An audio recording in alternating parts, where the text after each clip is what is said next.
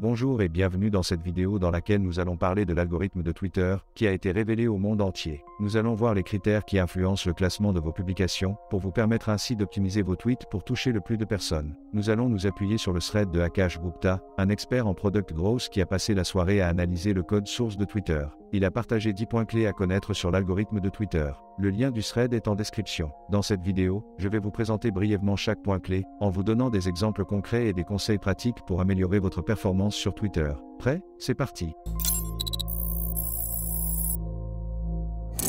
Les likes, les retweets et les réponses. Voici les paramètres de classement. Chaque like obtient un boost de x30, chaque retweet un boost de x20 et chaque réponse un boost de x1 seulement. Cela signifie qu'il est beaucoup plus efficace d'obtenir des likes et des retweets que des réponses. Donc, essayez de créer des tweets qui incitent les gens à approuver ou à partager votre contenu, plutôt qu'à engager une discussion.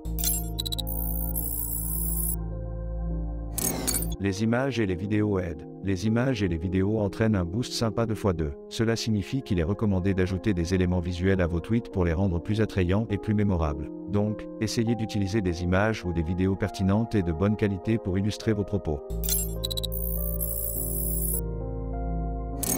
Les liens nuisent sauf si vous avez assez d'engagement. En général, les liens externes vous font passer pour un spammeur, sauf si vous avez assez d'engagement. Cela signifie qu'il faut éviter de mettre des liens vers d'autres sites ou sources dans vos tweets, sauf si vous êtes sûr que votre tweet va recevoir beaucoup de likes et de retweets. Donc, essayez de privilégier le contenu natif sur Twitter, plutôt que de renvoyer vers d'autres plateformes.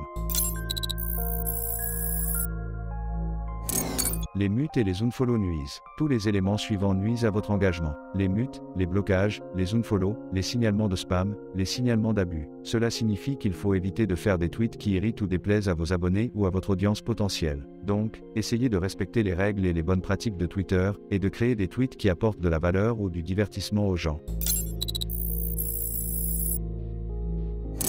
Le blue check étant la portée. Payer le frais mensuel vous donne un boost sain. Cela signifie qu'il est avantageux de souscrire à l'abonnement Twitter Blue, qui vous offre des fonctionnalités supplémentaires et une meilleure visibilité sur la plateforme. Donc, si vous voulez investir dans votre présence sur Twitter, cela peut être une option intéressante. La désinformation est fortement déclassée. Tout ce qui est catégorisé comme désinformation se voit retirer le tapis sous les pieds. Étonnamment, il en va de même pour les posts sur l'Ukraine. Cela signifie qu'il faut éviter de diffuser des fausses informations ou des contenus trompeurs sur Twitter, car ils seront pénalisés par l'algorithme. Donc, essayez de vérifier vos sources et de respecter les faits avant de tweeter.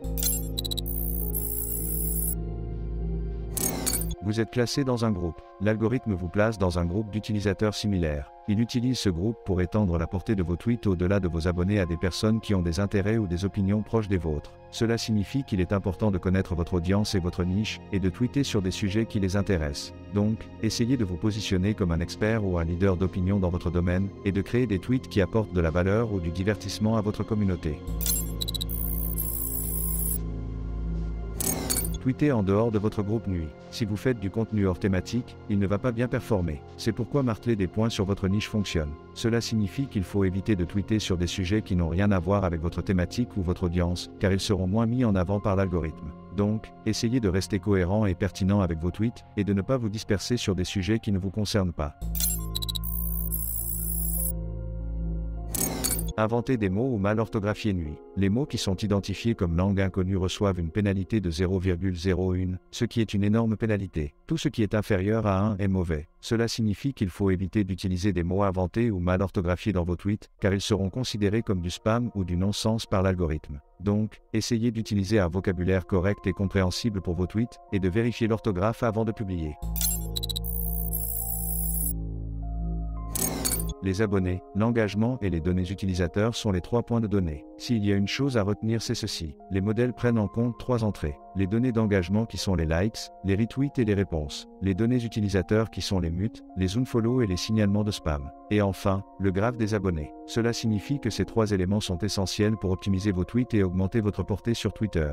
Donc, essayez de construire une base d'abonnés fidèles et engagés, de créer des tweets qui suscitent l'intérêt et l'action de votre audience, et de surveiller les réactions et les comportements de vos utilisateurs. Voilà, c'est la fin de cette vidéo sur l'algorithme de Twitter. J'espère que vous avez appris des choses intéressantes et utiles pour améliorer votre performance sur Twitter. Si vous avez aimé cette vidéo, n'hésitez pas à la liker, à la commenter et à la partager avec vos amis. Et n'oubliez pas de vous abonner à ma chaîne pour ne pas rater les prochaines vidéos sur le monde du digital. Merci de m'avoir écouté et à bientôt.